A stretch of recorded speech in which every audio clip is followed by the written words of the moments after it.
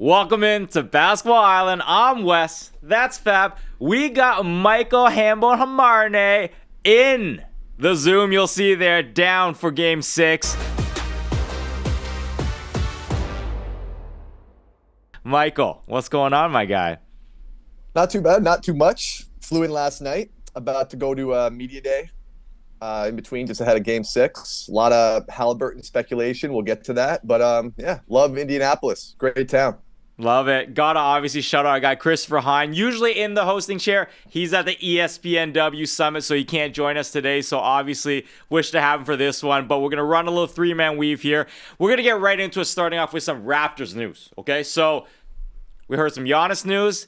Kevin Durant, I think, is the one where you're seeing a lot of smoke. Wendy's been very vocal about this one. Fab, I know you want to set the table. Walk us through what's the circumstance right now, and then how much fire is there and how much smoke is there in all of this stuff we're hearing. Well, what we know right now is that Kevin Durant is 100% being traded. Yes. Now, where he ends up is subject to what we think and how we interpret what's being reported, because we are piecing together different reports from credible people about where he wants to go. So we've heard, he prefers either one of the two teams in Texas, Houston, San Antonio, or Miami. Yeah. That's a place where he'd be willing to extend, because he's got $54 million left on this deal, on the remainder of this deal. But he's eligible to sign a 2-year extension. So theoretically, if you're a team who wants him, you want him to extend with you, right? Otherwise, he's a rental. So this brings us to the Raptors, who are being reported as a team who is in the mix for him. Now, whether he wants to come here or not, we don't know. Nobody knows that. So the question for the Raptors is, what are you willing to give up for him, and are you willing to rent him? Yeah, I mean, Hambone, what are your thoughts on that? Yeah, I've seen the reported trade involving the 9th overall pick, some combination of Quickly, Barrett, Pirtle. As I've been going hard on my trade machine here, I don't know if it's easy to find a trade that doesn't include Jakob Pirtle. So, beyond all that, too, right? If you do trade someone like Pirtle, you're going to need a center again. I just feel like the Raptors currently, right now, are not really built to add someone like Durant, just only because I have so many other questions about the rest of the roster. You know what I'm saying? Okay, let's say you do move quick. Let's say in some hypothetical world, they're able to work this out quickly, Barrett and the 9th. What does the roster really look like after that? How do you defend guards, opposing team guards? Is the depth good enough? It's a very young team. I was actually more of a proponent of the Durant trade 4 years ago, when he was with the Nets, where the Raptors had OG, Pascal, Fred, and had more of a stable surrounding cast that actually helped them get to the finals years earlier. But right now, I just don't. I respect the ability or want to swing on Masai. That's Masai's part. That's what he does. That's what the Raptors love to do. They don't like to tank. They like to kind of hang around the middle and then pounce when the iron's hot. I just don't know if the supporting cast is good enough to support a trade like this, especially if your goal is contending in the East. With that said, though, the East is wide open. So I understand why teams are trying to do this, and they see this window of opportunity opening up. Okay, yeah, so here's my problem with this. Yeah, you talk about the Raptors want to hang in the middle. Is 30 and 52 in the middle? Because that's where the Raptors were last year. So, my issue with this trade jump is, you're telling me a team as currently constructed, where they don't have any additional pieces other than Brandon Ingram jumping in, you're going to have to give something up to get Kevin Durant back, and now suddenly they're a championship threat? No, they're not. What's the purpose of this trade? Because the window is so narrow for KD. You're not talking about a guy who's going to set you up in 4, even 3 years from now. It's a diminishing marginal return thing right now. His best offer you can get from him is next season. And it gets worse and worse and worse with each subsequent one. So I'm like, are the Raptors in a win now window next year? If not, it's a very expensive price tag to pay for a guy who just not going to give you as much with each subsequent season. Yeah, this isn't the situation that we saw when the Raptors traded for Kawhi Leonard. That was a championship team basically waiting for the true number one to come lead them to the promised land, and he did that. Durant is still an excellent player. Don't get me wrong. He's a top 20-ish player right now. He would definitely make you a good team in the East. But once again, the problem is, if he doesn't want to be in Toronto, if he doesn't want to extend, past the next season, why are you giving up a first-round pick and other valuable players? Like, if you have to put Pirtle in the trade, you don't have a center, and you don't have a pick to draft a center. So you're entering this. What does your lineup look like? You have a front court with Barnes, Ingram, Durant. Quickly or Barrett is gone. You have a young bench. It's a very flawed roster, so I don't know why you would talk yourself into thinking that can compete for any type of Eastern Conference or finals. Yeah, like Hambone. I don't know how you feel about that. I feel it reeks of desperation a little bit. If the Raptors had two other solid, like, veteran rotation players, then you can, like, start talking me into it. But right now, as currently constructed, to your point, Wes, they won 30 games last year. Like, you're going to make that jump. Like, it's not that it hasn't been done before. It's just a lot to bank on. You know what I'm saying? So it's like, if you had, like, established veterans, a guard that can defend and hit open threes, if you had another bench player who wasn't, 2 years in the league type thing that you can actually rely on, I would feel a little bit more comfortable about it. But now with that said, I'm very intrigued by the roster construction. If a trade like this were to happen, we Project Vision 6-9, whatever they called it, like, Ingram, Barnes, Durant is very, very interesting. Like, I would be very intrigued watching that trio. Who's playing center? Well, that's the ultimate question. Who's playing center? And also, who's playing defense other than Scotty on that lineup? Well, That's my issue. Durant can defend. He's 37. So Durant recently came out and he said, he's like, when he was going off on Twitter the other day, he's like, what's wrong about my game that you're saying I don't got it? He's like, I keep hearing everybody say I don't got it anymore. What don't I got? So I get where he's coming from. He's trying to defend himself, but that's what he doesn't have anymore. He doesn't have the same athletic range and spryness that he'd had when he was younger. First of all, he could yam on some guys from, like, very far out of the paint. Like, that was part of his game. He's an older guy now. But like he's also not being honest with himself. He's like, what's changed about my game that's, like, not better than it was 10 years ago? I'm like Kevin, like, you could dunk on guys from, like, almost outside, like, the paint and, like, come in from, like, 6-7 feet out. You can't do that anymore. That was part of his offense, right? Defensively, he's just going to have less and less with each passing year. Ingram has proven to be a average to below average defender. So my issue, it's funny that you mentioned you're interested and intrigued in the fit. I have a lot of concerns about the fit because, to me, Brandon Ingram is pretty much a very similar player to Kevin Durant. They're Ingram like almost the exact same. Ingram is a younger version. People thought Ingram would be like kind of the hair to Durant and that style of game and body type, right? So how do you have two on the same team?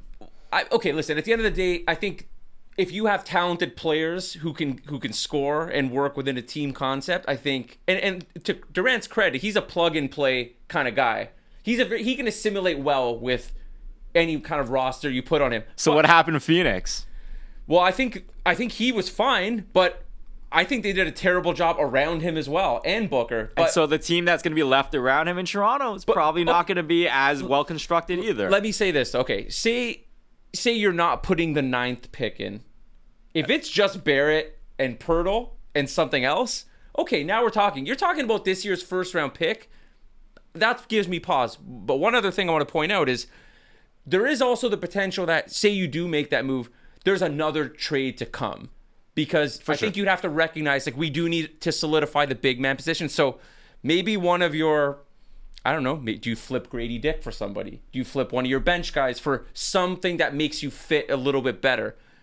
But at the end of the day, man, we're talking about a guy who has soured on his last two situations. Brooklyn did not end well. Phoenix is not ending well. And he's been unhappy. He was unhappy at the end of his Warriors tenure. So now you're going to trade for a guy who doesn't even want to be in Toronto, and you're expecting that to work out? Here's how this is my statement about all of this that's happening. You hear the statement. Where there's smoke, there's fire. This is where there's smoke, there's arson. I think people are just putting that stuff out there just to create demand for Kevin Durant so that the ask back for Phoenix can be higher. Because let's be perfectly honest, we don't know factually whether or not there's actually been anything presented from the Raptors end. Like, this is all speculation. No, we're all basing this on reporting we're hearing and people who are, connected. And so who's Windy getting this stuff from? Who's Jake Fisher getting all this information from? Why are they getting this information? Right? We haven't seen anything in action. My thing in this situation is Kevin Durant has stated which teams that he wants to play for, and then the Raptors will go, well, don't sleep on the Raptors. They're in the mix. It's like, okay, well, we haven't seen any action in place yet. So until there's anything of substance, which there hasn't been any leaks from the Raptors side of it, we don't know anything. So, where's this information come? Why is it coming out? And to me, if you want the conspiracy theorist West, I'm like, this is just the way to drum up demand for a player and a team that's trying to get as much as possible from selling off a distressed asset, which is KD. As you mentioned earlier, Fab, he's not going to play for this team next year. Phoenix knows he's not going to play for this team next year. So they're trying to mask that as much as possible to make sure they get something of value so that they don't get stuck with, a dead asset and Kevin Durant not willing to play or something like that. Hambone, can you hear us? I can hear you. Yeah. So a couple things. As you guys are going through that, the Durant thing, he's going to have to want to be here, right? Because then that's the way he gives a green light to sign the extension. Rumors are, which I find peculiar only because I think that would be a great fit, obviously depending on what Minnesota's package is. Right now you're hearing Rudy Gobert, Dante Vincenzo, and Rob Dillingham, which is a lot. If I'm Phoenix, I'm jumping on that one, I think. They'd probably prefer that. They'd probably prefer that offer. Yeah, right. If that was on the table, right? If I'm Minnesota, I would not do that. I would not trade Gobert. I'd try to find a way to include Julius Randle in that trade, but he's due with a player option. So that's one thing. Yeah, Durant's going to have to want to sign an extension wherever he goes. That's a whole other can of worms. And yeah, agents are leaking this stuff, opposing teams. I wouldn't be surprised if the Suns are leaking this up because if they say, hey, this is the Raptors offer that's out there, that's the absolute baseline that teams have to hit because that tells you that they're not taking that offer, right? Yeah. So there's that. And you mentioned it earlier, Wes, too. Brandon Ingram is the ultimate wild card with this team. Clearly he was Masai's guy. He acquired him. They extended him. We have no idea how he looks currently coming off that ankle injury. When we can kind of project out, see what he's done over the last 2 years and kind of just say, okay, this person's going to come through and this guy's going to come in here.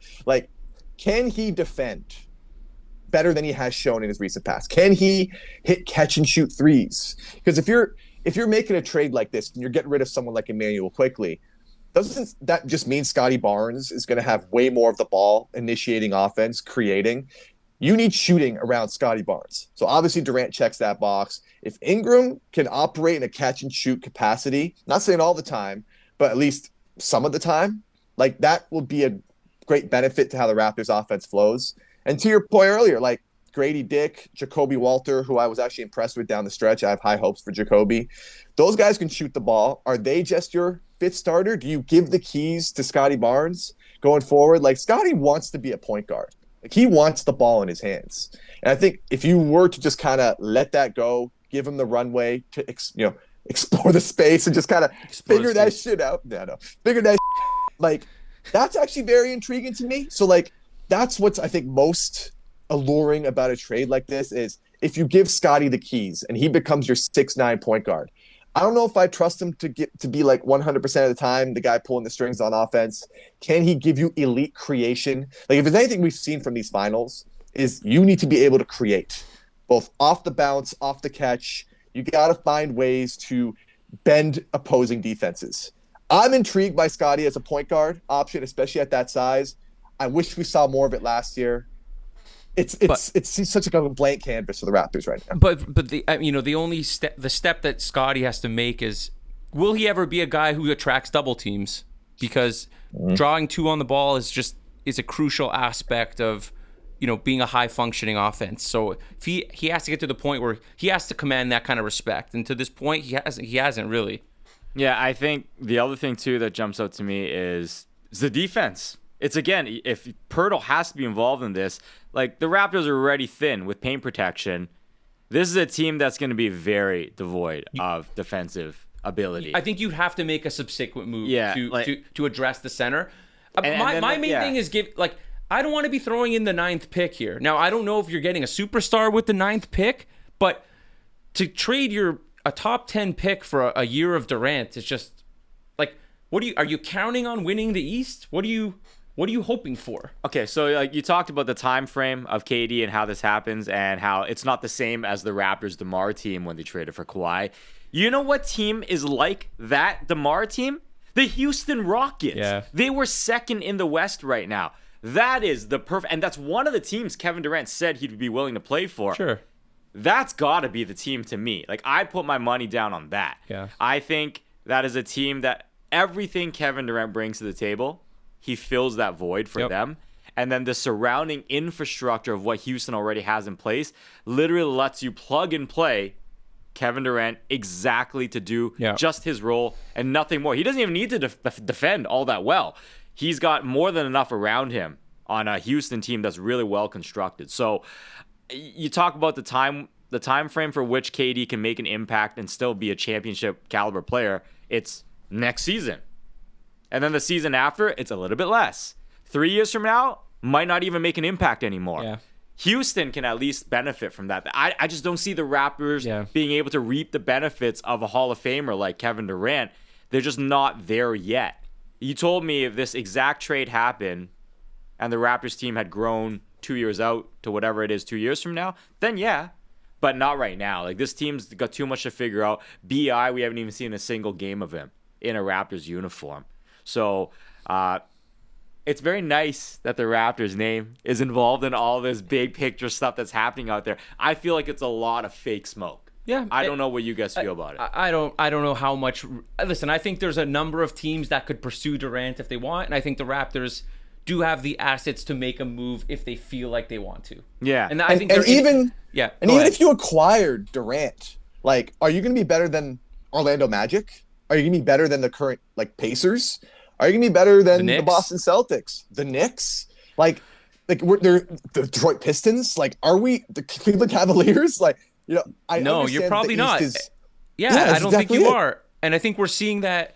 I mean, I think if you are talking yourself into Durant, it's that the East looks like it's kind of open for the taking. And we just saw this with Desmond Bane going to the Magic. The Magic told themselves, listen, we have this really strong core. We have a deficiency in shooting. This is the kind of guy we need who fits perfectly with the other guys we have. And we'll give up some picks because they fancy themselves as a team who can challenge in the East now. Yeah, the Bane comp is a great example to how this Kevin Durant trade just doesn't really fit what the Raptors need right now. Like, Bane literally plugs a hole for an Orlando defense, a team that has a very strong defense, couldn't throw a rock into an ocean during the playoffs. Bane is literally probably a top 3, 3-and-D shooting guard in the league. Like, Fab, you and I went through this. Derek White, obviously up there, him. And then there aren't too many others that you can say. Guys like him, exactly. Guys like him who really fill that shooting role. And then the other reason why I like the Bane trade, it kind of fits the timeline horizon of where their players are going to in terms of their growth. They already have 3 very young guys who are kind of the core of their team. So they need a slightly mid to kind of peak player to grow with them. The Raptors core is also very young. Why are you bringing in a 37-year-old? The guy's on his way out the door already. It just doesn't match up well for when your guys are going to be at a championship level. So Bane with Orlando, I think he can grow with them and be a very steady voice for them. Kevin Durant to the Raptors, it's a nice to have. Yeah, but say they do it, you're hype. You're hype for a year as a fan, right? Right? You're hype for a year. You're hype. You're talking yourself into Durant for sure as a Raptor. Yeah, if we're in ring culture, it's just too early. Yeah. You need to give it an extra year or two. Yeah. But shout out to the Eastern Conference getting a piece finally, swinging back from the West. Bane joining the dark side. Good for him. He knows where it's at. Yeah. Well, and I think we're also seeing the Giannis smoke kind of halted in its tracks because the Bucks are probably talking themselves into thinking they have a shot in the East. They're probably saying we just lost to the Pacers, who are the best team in the East this season. And you know what? We have a franchise legend. We're not dying to push him out the door. Yeah. Maybe we can do it next year. And Doc Rivers was on Bill Simmons' podcast recently. He said he's rather confident Dame will return next year. Okay. So, you can get the sense of how they feel about everything too, sure. Right? So, obviously, the East is going to be pretty wide open. Yep. I think the Raptors would be very premature and jumping the gun thinking that this is their time to shoot. I think the way they've built up the current roster so far, it's a wait and see. Yeah. You have to be patient. But hey, but I mean, I wouldn't be opposed to trading some of the guys they have. You know what I'm saying? I don't know if this is the trade, but like, they're up against it with the cap. Like, they're RJ Barrett, Emmanuel Quickly. Like, I was a big proponent of not doing that trade when they had OG, because I think OG has more value. You're gonna have to do something. Like we have discussed this. Like, with the 9th overall pick on your books, let's say the Raptors do nothing going to the draft, heading into free agency. Like, they're gonna be right up against the cap. They're gonna be. I don't know if this team is at that point where they're gonna be spending on the tax. Like, you're gonna have 11, 12 guys on the roster. You need to fill that roster out. Even if you hit them with minimums, you're gonna go into the tax most likely. My point is, if they thought it was a win now window, why is OG and Pascal on 2 other teams in the Eastern Conference Finals? We don't got time for this. You know what I'm saying? You know what I'm saying? So, like, what I'm saying is they made their bed. They've made their pick. So don't tell me now all of a sudden, oh, yeah, no, we're ready to win now. No, you're not. You're not. Like, just you made your choice. Stay committed to it. Like, don't hit the panic button. But I think some part of Masai's kind of MO is always being flexible. Fair. So that he probably sees this as if we can get KD on a reasonable trade, you bring him in and you see what happens. So again, reasonable trade. So once again, right if it's price, just RJ Barrett going out, hey man, sure, you can talk me into it. You start adding a 1st-round pick and other assets. Yeah, that's kind of where I have. Well, that's also the big elephant in the room too. Like, Masai has 1 year left on his deal. We don't know what the future is going to look like. If we're talking about MLS as a whole, they are kind of losing presidents, right? Like, Brendan Shanahan out, Bill Manning out before him. Yeah. Who knows what happens with Shapiro and the Jays? I think Masai, with 1 year left on his deal and as one of the more high-priced executives in the league, I hope it. I want to say it reeks of desperation to make a move, but I think there is added pressure on Masai to make a move for this team to be successful going into next season. It would feel a little bit desperate. It does. Yeah, I mean, it is. What does desperation smell like exactly? I'll say this. Here's my point. No matter how desperate Masai might be, here's the thing. And Jack Armstrong said this on air. Teams don't get fleeced in the NBA unless you're Nico Harrison. Not anymore. It's unless you're Nico Harrison. The league has wised up, especially since the Kawhi trade. Yeah. The league has gotten way smarter. My point being is, I don't think anything the Raptors offer is going to outprice what the market is willing to pay for him from Houston, from San Antonio. But I don't think Houston and San Antonio think they should have to pay that much, because it's a guy with 1 year left on his deal. But what Phoenix is going to do is they're going to take the price tag they're getting from a team like the Raptors. Like, hey, can you beat this? I understand, but I don't think Houston is saying, like, we shouldn't have to give you our prized assets for Durant. Like, here's Jalen Green, here's one of our role players, and here's a future. Here's your pick back. Maybe it's the Raptors that are getting fleeced. It could be. Very well. You never know. Find out. Should we talk about the finals? Absolutely. Quickly before, let's take a quick. We talked about Siakam. Okay, he's in the finals. He's looked great. He's very much going to be the MVP for Indiana if they pull this comeback off, because Hallie's questionable now, so he's not even going to play. He's going to be a shell of himself. I think he plays. We don't know, but he's going to be a shell of himself in Game 6. So, the question was asked the other day, like, does Indy even have a shot without a near 100% Hallie? I think it's good. I think it's going to be tough. I think what we saw from Haliburton in Game 5 was just an inability to get into the paint and to cause the defense to collapse. And it doesn't help that you have Lou Dort on you at all times. Like, it's just like, I think his task is just way too heavy on him right now. Like, calf strains, that's 2-3 weeks. And credit to him if he's playing through something like that. That's a lot of heart. I think it exemplifies what Indiana is all about. This team plays with hearts. It plays with guts. Like, tomorrow night, whenever this pod gets released, 6.5 point dogs at home, Indiana Pacers. I'm not ruling them out. Like, I'm not counting them out in that game. I think the crowd will be hype as ever. I think there's a lot of spirit within that team, within that roster. They're a very proud team. They have underachieved, especially from the 3-point line. A lot of the guys that they expect to bang threes are not, but you guys got guys like TJ McConnell hitting threes, Ben Matherin's hitting threes, Siakam's at around 35%. I just think without Haliburton, and if OKC doesn't have to bend to a healthy Haliburton. I think they're able to adjust on the fly, and it's going to make life a living hell on Indiana's offense, especially if the other guys on the team aren't as potent from beyond the arc as they were in the playoffs coming into this finals. For me, it's very simple. Jalen Williams, he is having a monster last 3 games, and if he's playing like this, it's curtains. It's just curtains for Indiana, because Shea is at an A level every game, essentially. You know what you're getting from him. If J-Dub is giving you this, especially from a scoring perspective, there's no answer, man, because you cannot. The way they've been playing the 2-man game the last couple games has looked really good. Shea is being very good at finding him, and vice versa. They're screening for each other. It's a lot to ask for Indiana to try and win 2 more games when OKC is kind of clicking like this. Look, we're not saying anything, like mind-blowing. I obviously think OKC is going to win this as well.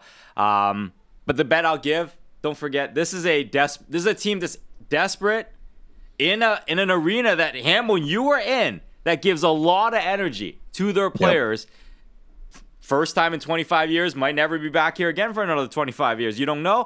I think Siakam is the type of guy who's going to answer the call in that desperation and do whatever he can to lift up Indiana and give them a fighting chance in this with Hallie down. His line's 21.5 points. It's being given even money on FanDuel right now. I like him to go over in a situation where the Pacers got to leave it all out there, especially if they're losing this game. I think Siakam's the guy that they got to lean on, and it still might not be enough, but they're going to let him try to run wild, find everything that he can. He's the only guy that's really been consistently giving it for Indiana in the finals. Yeah, and you're still asking a lot from him. And I just want to make one further point about Haliburton, who he obviously no-showed last game. He was battling, calf injury, but can we give the guy some level of respect here? I don't think he deserves to be clowned for having a bad game 5 when he's been the most clutch player we've seen in the playoffs in a long time. He's gotten Indy to this point. I mean, at a certain point, there's no shame in losing a finals to a team who's looking like they're having a historic season in the Thunder. I don't think guys deserve to be mocked for that, right? He's had an incredible playoffs. The Pacers have had an incredible postseason. It is what it is. He had a bad game and he's hurt. So I think the guy deserves a little bit of a reprieve for. No one thought they'd be in this position to begin with. Oh yeah, listen. Measuring by social media, credit, okay. Hallie's gotten a lot of love in these playoffs, so he's getting his street cred. SGA continues to seem to be playing the villain role, even though they're a win away from winning the championship, right? So I think Hallie's gotten his credit out of all this. I think. There's been enough superstar discussion, this and that he's getting his due flowers. So, if he's not healthy, I don't think they got it. I see Siakam having another good moment in these finals, even though it's probably going to come in a loss. But who knows? These are the Pacers. They've done it all year, man. They Anything really can happen, man. But this should be a coronation of the Thunder, right? This is about the Thunder figuring things out. Shea, J-Dub being a legit 1-2 threat. And we had this discussion briefly where we're in the studio for Game 5.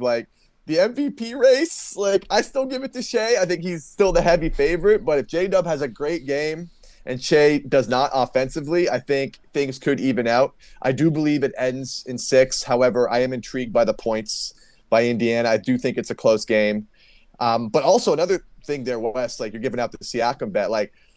Shea Gilgeous-Alexander stocks. Every game, hey, this guy's posting steals, don't steal my blocks. Content. How dare you? I noticed it as well. Throw up the numbers. He's been racking up steals and blocks. He's averaging almost 2 steals, 2 blocks a game in the finals. And last game, front guard, 5, which is crazy. Defensively, he was out of this world. He had 2 massive steals in the fourth quarter, 4 blocks. It's just, to me, I think he's doing a lot on the defensive end, especially after it looked like, there was a game where TJ McConnell kind of had him on skates a little bit, looked a little that was passive. Game 4. Yeah, Game 4. A little bit passive at times, but I think he's really stepped up defensively in key moments. This should be their time. Yeah. This should be the final exclamation point for this Thunder season, especially based on Haliburton. Yeah, and the real quick learning on the stocks thing with SGA. that stat category, that bet, is not necessarily always the defensive acumen of the player that you're betting on. It's how many opportunities and situations they're being put in. For 5 games straight, Indies try to put SGA in every single defensive action they possibly could. Yeah. Every mismatch, every pick and roll on the perimeter. SGA is just getting more opportunities as steals and blocks than anybody else. And that's why he's accumulating them. It happens to be that he's a good player on the defensive end. He's not Caruso. He's not Lou Dort.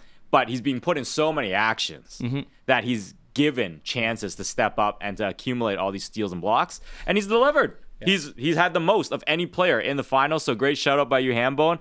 But yeah, that's pretty much it. Let's call that a wrap. Game 6 coming up on Thursday. Fab, anything else I'm missing that we should be touching on?